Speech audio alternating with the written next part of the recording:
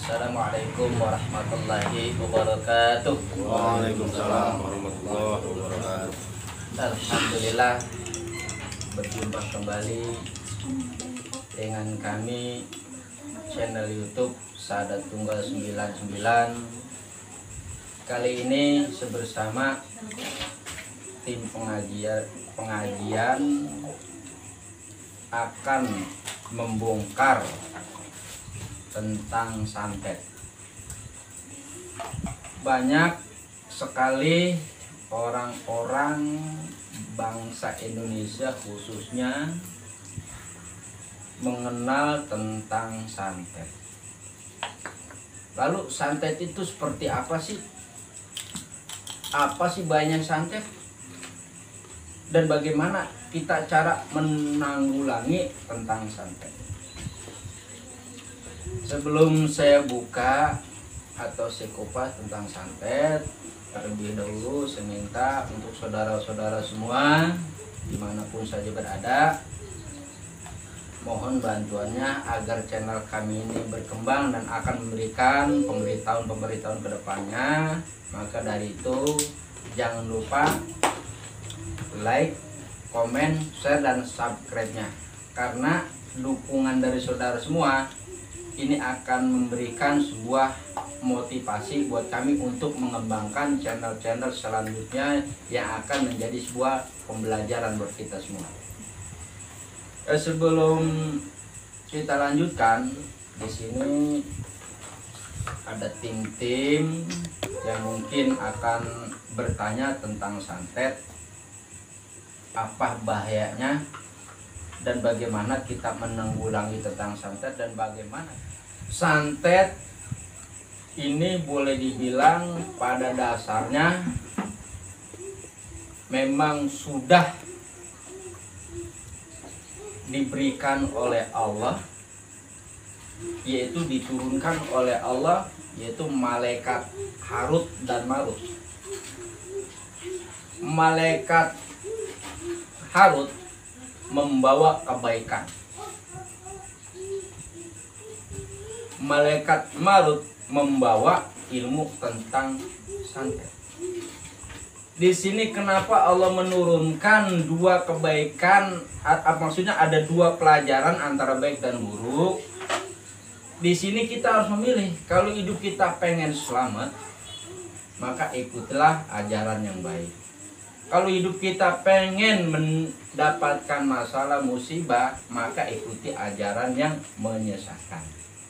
Sebenarnya memang sudah diizinkan oleh Allah. Tanpa izinnya Allah, maka ilmu itu tidak akan ada. Nah, di sini santet sebenarnya bukan masalah momok yang sangat menakutkan sebenarnya. Santet ini hal yang seperti ya makhluk-makhluk gaib pada umumnya. Karena makhluk tersebut diperintah oleh si dukun santet itu, sehingga makhluk itu mau menyakiti orang yang disantet. Sekali lagi, santet itu bukan momok yang sangat menakutkan. Ingat, semua kejadian orang kena santet kok perutnya gendut, sampai badannya pada gatal, dan semua penyakit dialami dan derita, kok katanya bukan momok yang menakutkan. Nah, di sini perlu saya klarifikasi. Contoh begini, di rumah Bang Adi, depan rumah itu tiba-tiba bangun tidur, ada bungkusan berbentuk pocong pakai kain putih ya. Begitu Bang Adi bangun tidur melihat pocong terbungkus kain putih, akhirnya mindsetnya keluar, wah jangan gua disantet, jangan gua disantet. Sugesti dan halusinasi menjadi satu, menjadi sebuah ketakutan, menjadi sebuah kekhawatiran, menjadi sebuah ketidaktenangan di dalam pikiran kita, maka terbentuklah itu menjadi santet. Artinya begini, santet ini tergantung sugesti kita. Sugesti kita mengatakan awalnya, wah gua kena santet. Nah itu doa. Sekali ngucap tersimpan di alam bawah sadar. Besok ada lagi, begitu ketemu orang yang ngerti tentang mata batin atau batinan, dilihat tuh, wah lu kena santet nih, ada yang nyerang lu. Timbul lagi mindset ketakutan, tertanam lagi di alam bawah sadar. Akhirnya dia berpikir terus, kena bener nih, kena bener. Sehingga dia tidur, mimpi akhirnya diserang ular lah, dikejar-kejar orang lah, ketemu makhluk-makhluk astral lah. Jadi tersimpanlah sugesti itu menjadi sebuah doa, sehingga tersimpan di alam bawah sadar, menumpuk ketakutan, kekhawatiran, dan tidak ketenangan. Dan kategori santet itu menancap di dalam alam bawah sadarnya menjadi sebuah kenyataan, karena itu adalah doa. Sebenarnya santet itu cuman ada 1% kekuatannya. Lalu teman saya nanya, kok 1%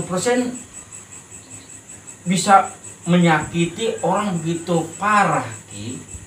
Dijawab begini, karena mindset orang tersebut sudah terdoktrin akan ketakutan, akan kekhawatiran, akan ada rasa tentang santet, sehingga tersimpanlah kata-kata itu, kekhawatiran itu tertanam di jiwa dan hati kita paling dalam, menjadi sebuah penyakit. Itu intinya. Santet itu bukan momok yang menakutkan. Santet itu tergantung dari sugesti kita dan ucapan kita. Karena kan bahasa santet gaib. Gaib itu tergantung prasangka kita. Prasangka kita itu tidak ada, maka tidak akan ada. Kalau prasangka kita merasa itu ada, maka akan ada. Jadi kesimpulannya, santet itu yang menjadi besar, menjadi kuat, dan bahkan menjadi penyakit sangat parah di tubuh orang yang katanya kena santet, karena sugestinya dia, mindsetnya dia sudah ketakutan dasarnya, wah gua kena santet, wah gua kena santet. Akhirnya menjadi doa itu.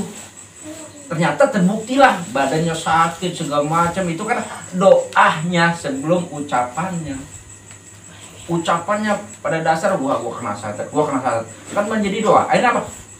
Bener kena. Ya. Mungkin ada pertanyaan di penjelasan tentang santet. Jadi sebaiknya bagaimana nih, kita acuhkan aja atau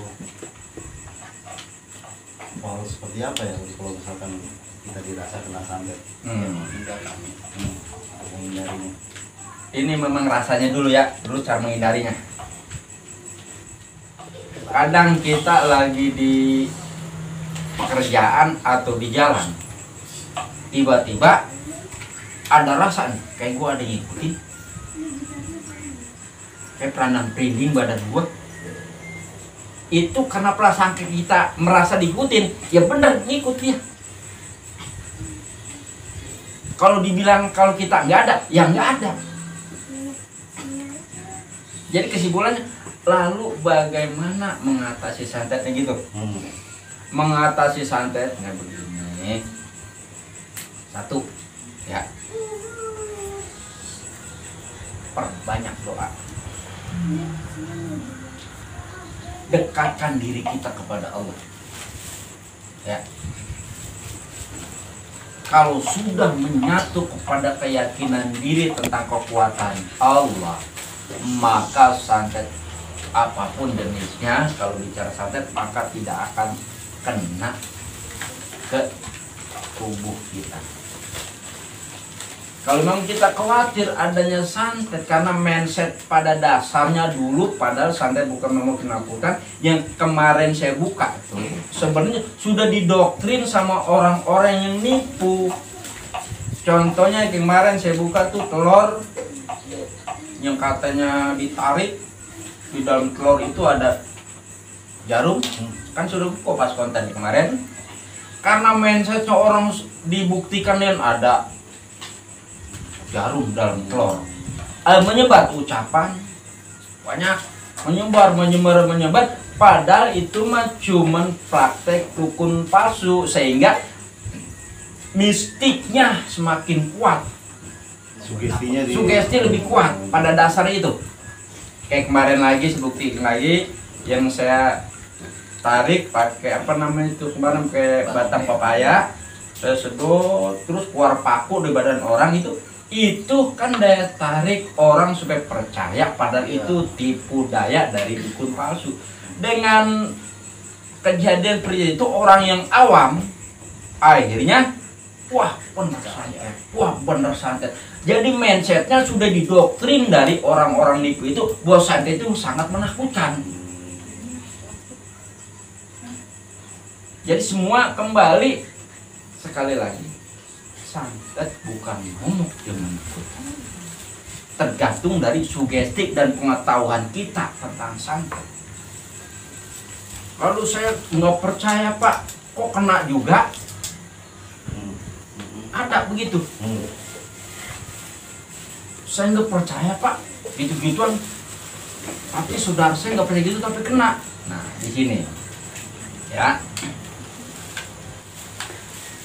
Kalau hal demikian, kan bahasanya di mulut doang, nggak percaya.